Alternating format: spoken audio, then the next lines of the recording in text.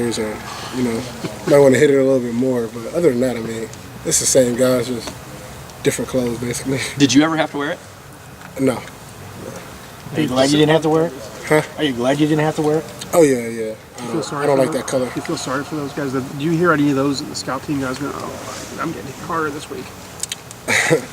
I mean, I don't hear no one complaining, but, you know, I'm pretty sure they don't want to have that on. You know, so, An incentive to get off the scout team? yeah.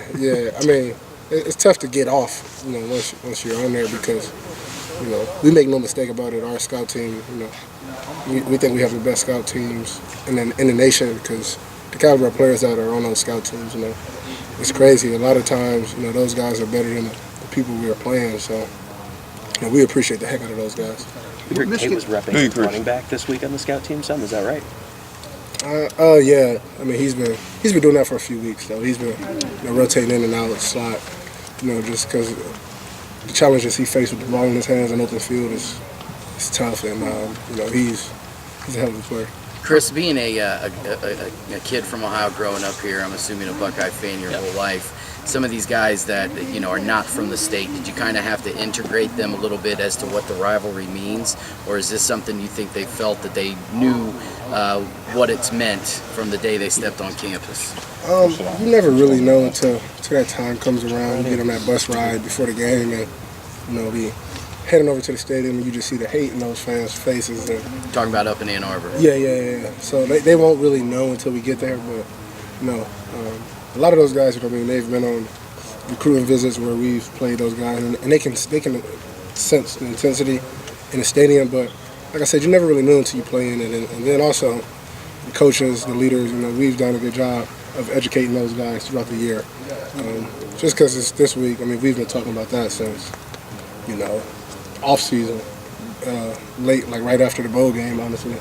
You know, once those young guys came in, we've had team member meetings where we went over the history, all those things. So those guys should be pretty educated, but they won't really know the intensity of the game until they start playing. Hey, Chris. Chris. Practice. I guess today was his first day back, right? Chris. Yeah. How did Dante? Oh, no wonder. How did Dante look in his first practice back? He looked good. He was a little rusty. You know, you always want to come back a little rusty. He's, you know, seeing him out there running though, he was super fast today. I told him he had fresh legs, so you know, it's gonna take some time. You know, just like anyone who misses some time off, and you know, he looked pretty good though, honestly, for his first day back. I'm assuming you're not going to share with us whether you're still an outside linebacker or what the alignment might be. I can't do that. Didn't think you would. Has this game? You go ahead and say. Oh my goodness! This game. Listen. Does this game help build your relationship amongst? Yes, bro. What? Yes. I crashed at it. I crashed. Listen, bro. Don't go there with me, bro. It was raining. Back to your question, sweetheart. I'm sorry. Miss Audrey. But did I crash at it? Does this game help build our relationship? I'm just here so I don't get fined. When do you first remember when you learned about the history of the rival? And did anyone ever slip up and say the M word or that team? Has anything ever happened here inside the Woody that someone forgot? I mean, all the time you might have some recruits or, you know, some people that might come in with some blue shoes or something, and you would just see Coach Meyer just lose it and, you know, tell them to take it off. And so I've seen parents do 100 push-ups for wearing, you know, those colors and things like that. You always see, but you don't really hear. Every now and then you might hear someone slip up and say it, especially guys from those places. You know, we have a couple of guys from that state, and it's not pleasant once someone hears it. But for the most part, we're good. I mean, we don't say it much. Do your ears perk up and listen for it if somebody says it? They kind of look around like, who in the world said that? Yeah, especially like if we're like in a team meeting and you know, it's not natural here. You know, I honestly don't even know the word to talk about. It's team up north, so that's what it is for us. Chris, last year you guys had to almost prepare for two different quarterbacks because if I remember correctly, Spate was some rumors like broken collarbone out for you or something. Now you guys have three that could potentially play. I'm just wondering how different it might be in preparation for that, or if anything is really different in their tendencies?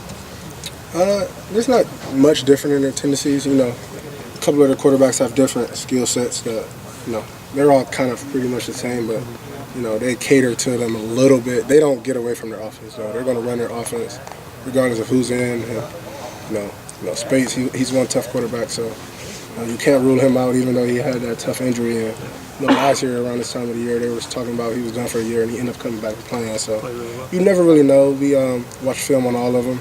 They pretty much run the same offense though with all the quarterbacks. What are your impressions of their offense? I mean, it has struggled at times. You know, great talent.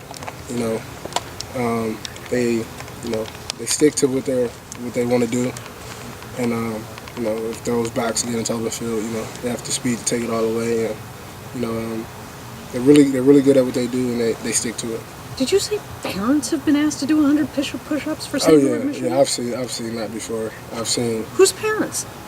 I honestly don't know. You know, I like try to Urban's stay. mom, or? Nah. It's been like. To be honest, I have no idea who it was. You know, just a lot of times I'd be in the weight room working out, and they may have like a presentation for the strength coaches, and see someone come in there with glue, or see someone step on the block on the weight room. That's another thing. You know, when you don't step on the block, you don't have your push-ups. So you know, you just might be doing a workout, and you just hear Coach Mick going livid, and seeing him run after a parent, telling him to drop down, do push-ups. You just sit there. You got to stay focused because you don't want to be next doing the push-up. So for the most part, you just hear it and take a little peek, see him doing it, and you just laugh, chuckle, something like that. But Chris, do you have memories of watching Troy and Teddy in the Michigan game? Oh yeah, for sure. I remember I played Pop Warner, and they were playing here. I want to say it was the big game where they were 6, yeah, 1 versus 2. We were playing a state championship for Pop Warner down here. We played earlier on in the day. And, I didn't have tickets to get in, but we like stayed outside and waited on them or whatever. And we finished like right before the game started. So we were just basically. I think my mom and them really wanted to tailgate though. I don't think it was really for us, but we ended up staying there and watching the game from outside the gate. So. I actually knew Ted and all those guys, so after the game they came out, said what's up to me, and you know, things like that. But that was about it. So that's a connection, though. I mean, we know how big this game is, and we know you growing up in Cleveland, but like having a little bit of a connection to those guys and them playing in this game, right? Yeah, it's crazy. You know, like last year, and you know, of course I'm gonna have that connection being a young guy, but those guys still have connections. You know, watching us play. Like last year when we were playing, you know. Troy, Ted, you know, those guys reaching out to me after the game, telling me I played a good game, talking to Marshawn, you know, just, you know, proud of what we were doing at the time and, you know, watching us play. So I'm pretty sure they're going to be, I know for sure they're going to be glued into the TV watching me as well, just like I watched them when they were older.